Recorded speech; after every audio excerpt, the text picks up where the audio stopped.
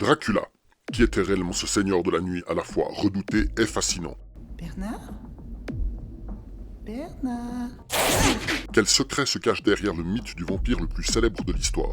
Accrochez-vous car cette exploration vous emmènera au-delà des frontières de la réalité et dans les méandres sombres de l'imaginaire. Coucou! Prêt à découvrir la vérité qui se dissimule derrière le mythe? Générique.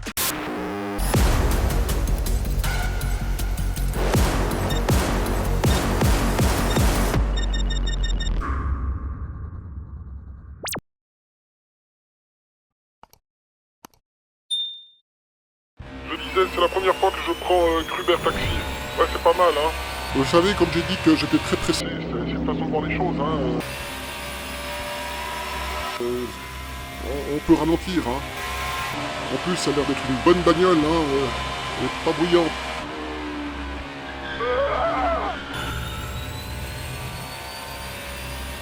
Ouais, je vois que je vous dérange, hein. Vous êtes concentré sur la route. Non, mais remarquez, je comprends, hein. Ouais.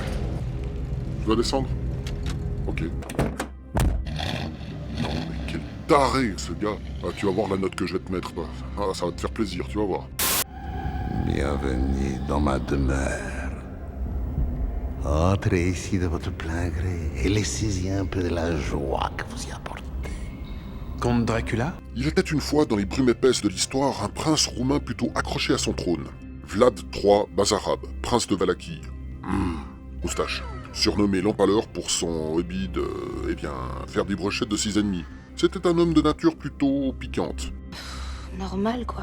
Imaginez-vous dans les années 1890, sans Netflix ni Instagram. Et un mec nommé Bram Stoker trouve des textes évoquant un prince de la nuit ayant vécu au XVe siècle. Plutôt que de simplement se dire « intéressant », Il est bizarre, tu trouves pas? il décide de pimenter sa vie en créant un des personnages qui deviendra le plus culte de la littérature gothique, que l'on nommera Dracula. Oh, je vois. Puis, avec un mélange de folklore, d'imagination débordante, de quelques tasses de café, What? et probablement quelques substances illicites, Comme le Terminator, c'est logique. Stoker mêle Vlad à des légendes de vampires hongrois. Et hop, Dracula. Un mix entre la terreur de l'histoire et le frisson du surnaturel. Faut vraiment avoir fumé un drôle de truc pour imaginer un personnage pareil. Non mais imaginez-vous, Stoker, dans un coin sombre, lisant de vieux parchemins, la bougie tremblotante. Et hop, l'idée de ce comte transylvanien buveur de sang lui vient comme ça sur un coup de dent. Ainsi naquit l'inspiration, un joyeux cocktail d'histoire, de légende et d'une imagination un peu, beaucoup déjantée. Et c'est ainsi que Dracula, ce personnage emblématique, est venu hanter nos nuits, nos films et nos pires cauchemars. Il est pas beau à voir, hein. La polyvalence de Dracula en matière de noms, c'est un peu comme s'il avait une identité secrète pour chaque soirée. Dis donc, tu viens plus aux soirées, là? On l'appelle tantôt Dracula, tantôt Comte Dracula, parfois Vlad l'Empaleur pour un côté historique, ou encore Alucard. Oui, c'est bien son nom à l'envers, histoire de semer le trouble. Donc ce type, comment il s'appelle déjà? Maintenant, en ce qui concerne ses super pouvoirs, accrochez-vous bien. Le gars peut se transformer en chauve-souris, en loup, en rat, même en brume. Je trouve ça cool. Imaginez un peu, une brume suspecte apparaît. Renfield, vous m'avez trahi. En plus de cela, il a cette petite manie d'hypnotiser ses victimes. Je vais l'attirer par le truchement de l'hypnose. Oui, vous avez bien entendu. Regarde-moi, regarde-moi. Imaginez-vous en train de discuter avec lui et soudain vous voilà hypnotisé, prêt à faire tout ce qu'il demande. C'est les ondes de la télé, ça perturbe les champs magnétiques parfois. Quant à ses faiblesses, le soleil, c'est sa kryptonite. Pas de bronzette pour Dracula. Yes! Il fait nuit. Ça le réduit en cendres plus vite que s'il se battait contre Chuck Norris. Rire, c'est bon pour la santé. Donc voilà notre cher Dracula avec ses multiples identités, ses pouvoirs étonnants et ses faiblesses qui le rendent vulnérable. Il est nul. Un mix parfait pour un personnage aussi énigmatique que redoutable. Les croyances de vrais vampires à travers l'histoire, c'est un peu comme une chasse au trésor pour les chasseurs de légendes. Saviez-vous que plusieurs cultures à travers le monde ont eu leur lot d'histoires de buveurs de sang? Pensez à l'Europe de l'Est avec ses Strigoi en Roumanie, ses Oupires en Ukraine, ou encore les Nosferatu en Grèce. Et en parlant de ça, en Asie, on trouve les Jiangxi en Chine. Des sortes de zombies assoiffés de sang. Rien de tel pour pimenter une soirée que des morts-vivants qui sautillent. Attends, qu'est-ce que c'est si c'est pas un vampire? C'est une licorne? Les légendes africaines, on y retrouve les Hassan Bossam ou les Obaifo au Ghana et au Togo. des êtres démoniaques qui se transforment en chauves-souris pour traquer leur proie. Vampire. Vous voyez, Dracula n'a pas le monopole du style chauve-souris. Mais attendez, ça ne s'arrête pas là. Quoi encore? Même les Mayas d'Amérique centrale avaient leur propre version de suceurs de sang. Les Camazots. Il devrait être mort! Ouais, c'est dingue. On dirait bien que ces histoires de vampires ont voyagé bien plus loin qu'un vol en classe à faire. Ces croyances ancestrales ont semé les graines du mythe du vampire dans différentes cultures à travers le monde. Qui aurait cru que le monde regorgeait de buveurs de sang aux passeports culturels aussi variés?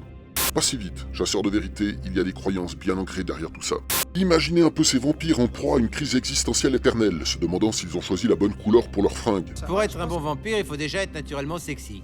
Des questions existentielles de première classe, assurément. Ces buveurs de sang immortels ont probablement passé des millénaires à feuilleter des livres de développement personnel pour apprendre à gérer leur immortalité sans virer complètement gothique. Comment être éternellement stylé sans crever doit être leur manuel de survie. Puis ces vampires, véritables maîtres du jeu de séduction, passent leur temps à chercher le Tinder de l'éternité. On imagine leur profil. Cherche âme sœur pour éternité, passion pour les nuits sans fin et les promenades sous la pleine lune. Maintenant, avec tes yeux de vampire, regarde. Et quand ils ne sont pas occupés à se perdre dans des introspections nocturnes, ces vampires ont sûrement des réunions secrètes pour discuter de l'entretien de leur canine. Il vient, Bernard? On l'attend ou bien? Écoute, Bernard a 8000 ans, il est crevé, on va faire la réunion sans lui. Parce que, soyons honnêtes, le dentifrice pour vampires doit être assez difficile à dénicher. Quant au film, ces vampires ont été tellement exploités qu'ils se réunissent probablement en cercle pour critiquer les interprétations les plus ridicules de leurs personnages. Ça y est, il remet ça. Et quand on y pense, ces créatures immortelles sont devenues le symbole ultime de la crise de la quarantaine éternelle. Essayer de rester branché pendant des siècles doit être un sacré défi. Voilà, plonger dans la psyché vampirique, Qu'est-ce qu'il veut dire par là? où même ces êtres ténébreux doivent bien se marrer de temps en temps dans leur château en Transylvanie. Elle roulait bizarrement, un peu comme ma femme quand elle prenait de la coke avec un tuba.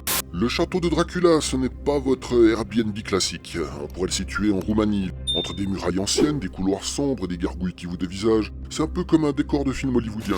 Une ruine. En mieux. Maintenant, pour les fans de tourisme morbide, la grande question. Peut-on visiter le château de Dracula? Eh bien, oui, mais non. Pour cela, il vous faut aller en Roumanie, au village de Bran. Son château est considéré comme celui officiel de Dracula. C'est un point touristique très important dans cette région. C'est surtout qu'il n'y a rien d'autre à faire dans le coin, alors forcément ton petit trip va finir au château du Bled. La vérité, c'est que Vlad III n'a sûrement jamais mis les pieds dans ce château. À aucun moment l'histoire de Vlad n'en parle. On sait qu'il était prince de Valachie, la région actuelle de Roumanie. Mais rien d'autre. Même Bram Stoker, quand il parle du château de Dracula, il le décrit effectivement dans une région de Roumanie similaire, mais ne cite pas un château en particulier. Donc, le château de Dracula du village de Bran, c'est du pipeau touristique. C'est nul! Donc aux origines, le tout premier vampire connu est Vlad, et sa vie a viré comme un mauvais scénario de telenovela. Après le drame de la perte de sa moitié, Vlad était plus déprimé que le ciel un jour de pluie. C'est pas de bol, quoi. Il s'est dit que, vu que tout va mal, pourquoi pas vendre son âme au diable? C'est comme ça qu'il a troqué son statut de citoyen du ciel pour une carte de membre en enfer. Imaginez, au lieu de jouer à la balle avec les anges, il se retrouve à traîner avec des démons en smoking. Moi, je m'appelle John. Et voilà comment Vlad est devenu le tout premier vampire condamné à errer éternellement dans une tenue gothique douteuse et à éviter les bains de soleil comme la peste. Tu trouves que ce qu'il y a dans ton assiette n'a pas l'air catholique? Qui aurait cru que le chagrin d'un homme pourrait inspirer un look qui dure depuis des siècles? Au cinéma et dans la littérature, le concept du vampire a tellement été exploité qu'on trouve autant du bon que du mauvais, et souvent avec des scénarios tellement débiles que cela en devient limite risible. Ah, Dracula sur du disco, mais pourquoi pas? Merde.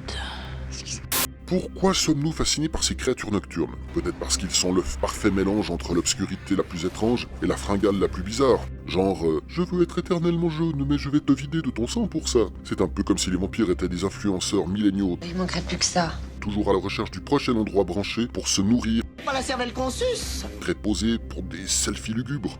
Et quel meilleur moyen de s'évader de la routine quotidienne que de fantasmer sur une existence sans fin?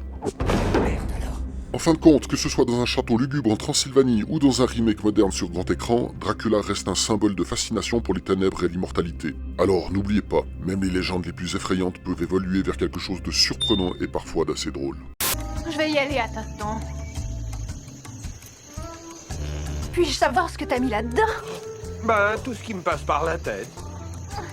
Zut, le gaz s'échappe. Oui, j'ai senti en effet, ça arrive de temps en temps.